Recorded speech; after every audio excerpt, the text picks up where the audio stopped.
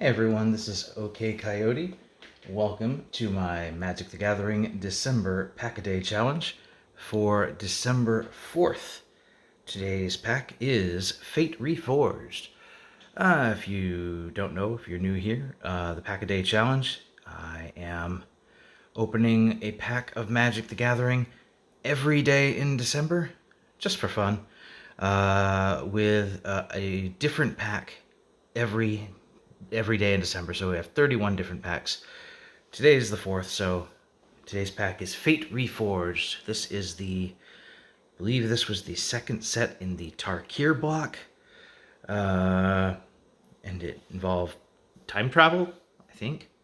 I wasn't really playing around this time. As I've said before, I've played on and off over the last couple of decades, so this was during a period where I wasn't really playing. So I don't know much about this set. I'm interested to see what's in it. So let's get going. Fate Reforged.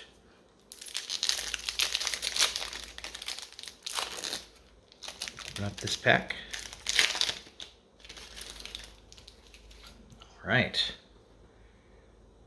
First up, we have Ancestral Vengeance.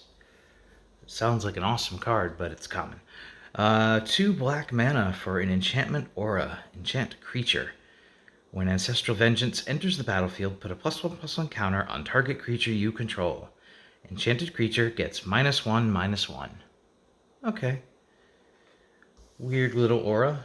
That's also sort of a removal. I don't think it's that strong, but interesting. Move on to Cunning Strike. 3 blue and a red for an instant. Cunning Strike deals 2 damage to target creature and 2 damage to target player. Draw a card. So removal and cycling. Nice, but pricey at 5 mana. Not exactly a high pick. Abzan Runemark. 2 and a white for an enchantment aura. Enchanted creature gets +2/+2. Enchanted creature has vigilance as long as you control a black or green permanent. So that's Abzan, which is like one of the wedge groups from Tarkir, and that is white, black, and green. So this card, not too strong on its own, but interesting that it's useful in monocolor and more useful if you are playing the wedge, or at least playing 2 colors of the wedge. Rakshasa's Disdain. 2 and a blue for an instant.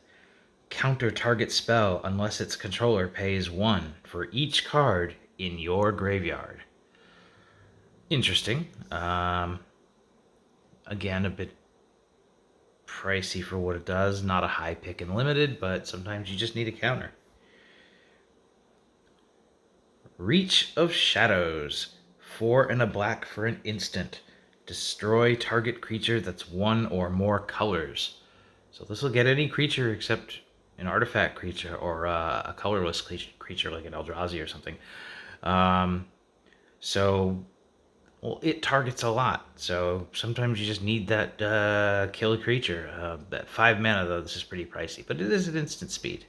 So decent pick, but I don't know about a high pick. Lightning Shrieker. 4 and a red for a 5/5 dragon with flying, trample, and haste.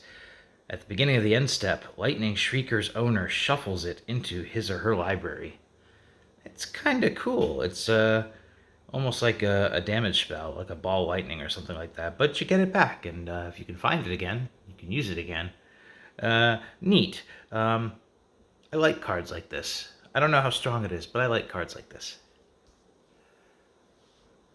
And I love me some flying dragons too, in limited. Archers of Karsi. 3 and a green for a 5/2 Naga Archer. It has Defender and it has Reach. It blocks something. Nice, but I don't think I want to spend 4 mana on that. If I'm spending 4 mana on a creature, I want something that's going to be getting in there, dealing some damage. Smoldering Ifrit. 1 and a red for a 2/2 Ifrit monk. When Smoldering Ifrit dies, it deals 2 damage to you. Why? Just why? Why? Why? Return to the earth. 3 and a green for an instant. Destroy target artifact, enchantment, or creature with flying. So this is this is a solid sideboard card. You're always going to have cards like this because opponents are always going to be playing cards like this. But it's generally going to be like your last pick in a draft. It will occasionally get something, but you're not going out of your way to get that kind of removal in your deck. Great Horn Krushok, 4 and a white for a 3/5 beast. Yep, that's it. That's all it is. It's just a beast, just a beater. Vanilla creature. Not great. Moving into the uncommons, we have Wandering Champion. 1 and a white for a 3/1 human monk. Whenever Wandering Champion deals combat damage to a player, if you control a blue or red permanent, you may discard a card. If you do, draw a card. So this is another of the wedges. I don't know what that is. White, blue, red. Is that Sultai or Jeskai? I don't know. I just know the names. You can go ahead and correct me, and that's fine. I don't know it. The guilds I know, the Ravnica guilds. I know the Strixhavens. I even know the Olara shards, but these I've never been able to memorize these. Anyway, neat. I mean, 3/1's always for 1 and a white is always a nice creature, and the upside's kind of cool as well if you can rummage something. Jeskai Barricade. Oh, there's my answer. It's Jeskai because it's the same. It's got the same watermark on the bottom, so it's the same guild. Con. I don't know. Whatever it is. Jeskai Barricade is 1 and a white for a 0/4 wall with flash and defender. When Jeskai Barricade enters the battlefield, you may return another target creature you control to its owner's hand. So, neat little combat trick. Doesn't get any damage in, but it will throw your opponent off. Nope, surprise, this is blocking instead. And maybe pull a creature back to your hand and get an extra enter the battlefield effect, depending on what it is. So, yeah, it's this can pull some tricks, I'll just say. Vault Breaker. 3 and a red for a 4/2 orc rogue. Whenever Vault Breaker attacks, you may discard a card. If you do, draw a card. It also has dash, 2 and a red. You may cast the spell for its dash cost. If you do, it gains haste, and it's returned from the battlefield to its owner's hand at the beginning of the next end step. This is like the Viashino from early Mirage block. They had abilities like this. Now it's a keyword, or at least in this set, it's a keyword.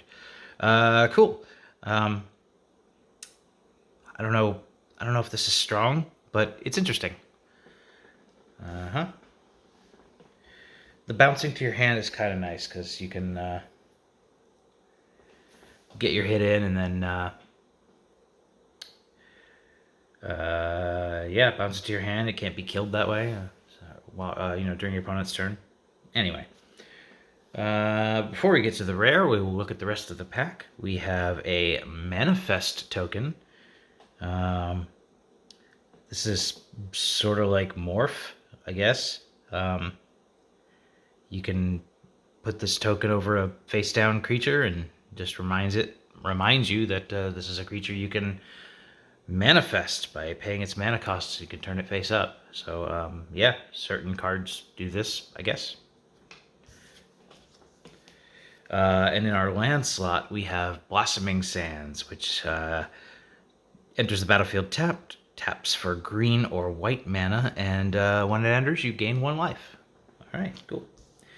Our rare is Shamanic Revelation.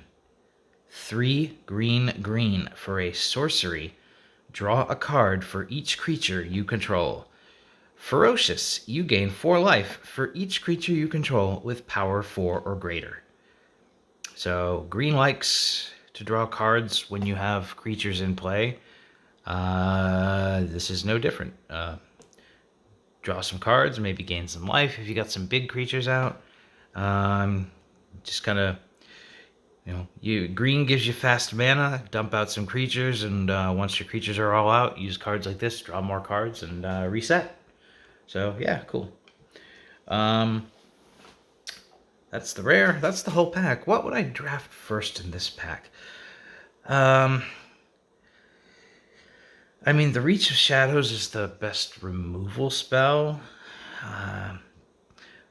But personally, I think I like the Lightning Shrieker. I just have a thing for big flying dragons, and they tend to win games for me. And I know this is one that enters the battlefield only temporarily, but it's still a big threat. It's still it looks like it's a lot of fun to play, at least.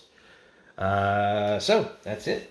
That is the Fate Reforged pack, and that's going to do it for today's Pack-A-Day Challenge. Don't forget to like this video if you liked the video, and subscribe, and follow me on Twitter at OKCoyote. I'll see you tomorrow with another pack. Bye-bye.